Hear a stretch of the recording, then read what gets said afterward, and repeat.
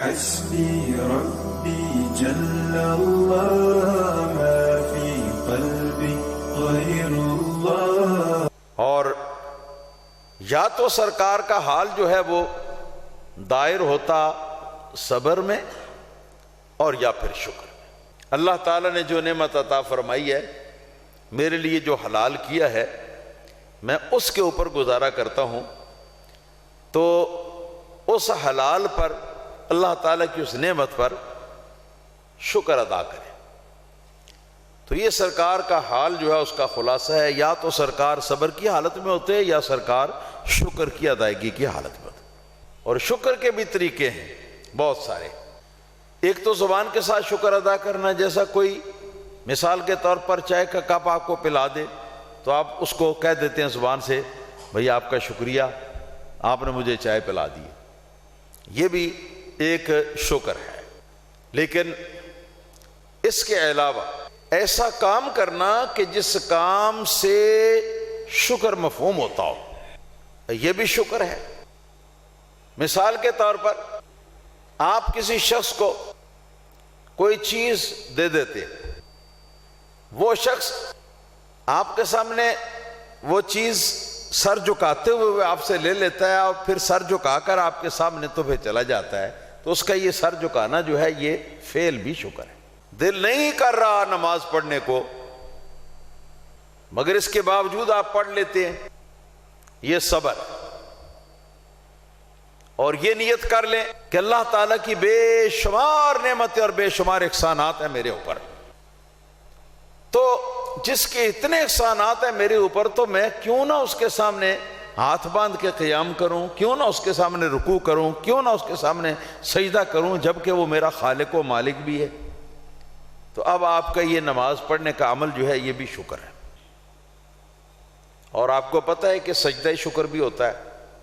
سرکار دو عالم صلی اللہ علیہ وسلم سے منقول ہے کہ جس وقت کوئی نعمت آپ کو، کوئی عظیم نعمت آپ کو ملتی تو نبی کریم صلی اللہ تعالی علیہ وسلم سجدے میں تشریف لے جاتے، اور یہ سجدہ شکر کا ہوتا.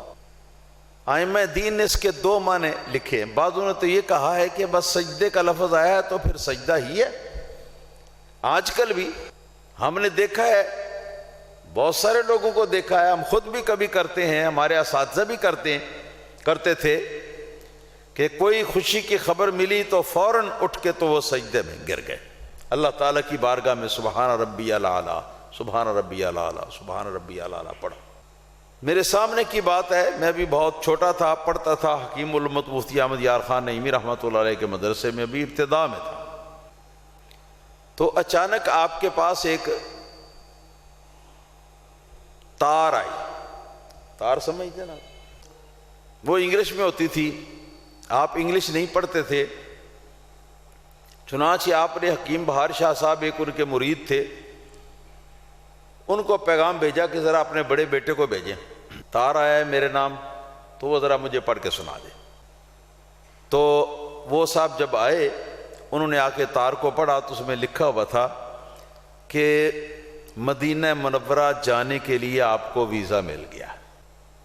تو فوراً مفتی صاحب قبلہ اپنی سیٹ سے اٹھے، نیچے فرشی سیٹ تھی، سیٹ سے اٹھے اور آگے بڑھ کر تو انہوں نے فوراً سجدے کے اندر جا کے تو رو رو کے، خوشی کا رونا بھی ہوتا ہے، ہاں جی، خوشی کا بھی رونا ہوتا ہے. تو آپ نے اللہ تعالیٰ کا شکر اس طرح ادا کیا، یہ سجدہ شکر ہے. بعض حضرات ائمہ نے یہ فرمایا ہے کہ سجدہ شکر سے مراد صرف سجدہ نہیں بلکہ تسمیت الکل باسم الجز. یہ قاعدہ ہے جس کے مطابق کسی بھی کام کو کہ جس کے اندر بہت سارے اجزاء ہوتے ہیں، بہت ساری چیزیں ہوتی ہیں ادا کرنے کی، تو ان میں سے کسی ایک چیز کا نام لے کر تو آپ کہہ دیتے ہیں کہ میں یہ فلاں کام کرنے لگا ہوں. ہے جی، ہوتا ہے نا اس طرح. جس طرح اذان کی آواز سنیں تو آپ اٹھ کے کھڑے ہو جاتے ہیں، کہتے ہیں لو جی میں ذرا سجدہ دیا مسجد میں. ہوتا ہے کہ نہیں اس طرح؟ تو مطلب اس کا یہ نہیں ہوتا کہ صرف سجدہ کرنا ہے، مطلب یہ کہ نماز پڑھنی ہے کہ جس کا ایک عظیم جز جو ہے وہ سجدہ ہے. جیسے اللہ پاک نے قرآن کریم کے اندر فرمایا وَارْكَعُوا مَعَ الرَّاكِعِينَ، رکوع کرنے والوں کے ساتھ رکوع کرو، یعنی جماعت کے ساتھ امام صاحب رکوع کریں، مقتدی ان کے ساتھ رکوع کریں تو ساتھ ہی تم بھی رکوع بھی کرو ان کے ساتھ. تو اس کا مطلب یہ نہیں ہے کہ صرف رکوع کرے، یا کوئی جماعت رکوع کی بھی ہوتی ہے، اس کا مطلب یہ نہیں ہے، بلکہ مطلب ہے پوری نماز. اور نماز کے اندر رکوع جو ہے یہ بھی ایک عظیم جز ہے، اس لیے اس کا نام لے کر تو پوری وہ نماز کو وہ رکوع کہہ دیا قرآن کریم کے اندر. اور اسی طرح بہت سارے محاورات پیش کیے جا سکتے ہیں مگر کوئی زیادہ ضروری بھی نہیں. تو فرماتے ہیں کہ سرکار کا سجدہ شکر ادا کرنا، اس سے مراد دوگانہ ہے، پورا دوگانہ، یعنی 2 رکعت نوافل کہ جن کے اندر سجدے بھی ہوتے ہیں اور جس طرح نوافل پڑھتے ہیں اس طرح پورے نوافل. تو یہ بھی بعض حضرات نے فرمایا ہے، اور وہ فرماتے ہیں کہ نرا اللہ اکبر کہہ کے سجدے کے اندر چلے جانا اور تسبیحیں پڑھ کے اٹھ کے بیٹھ جانا، یہ اس طرح سجدہ شکر کرنا، وہ کہتے ہیں کہ سجدہ شکر کوئی چیز نہیں ہے.